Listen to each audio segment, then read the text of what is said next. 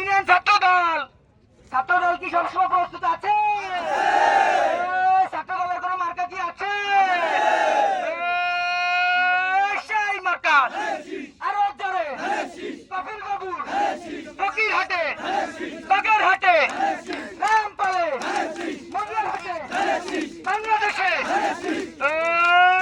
12 তারিখ জিতে যাবে সবাই মিলে, জোরে জোরে সবাই মিলে, একই সুরে একই সাথে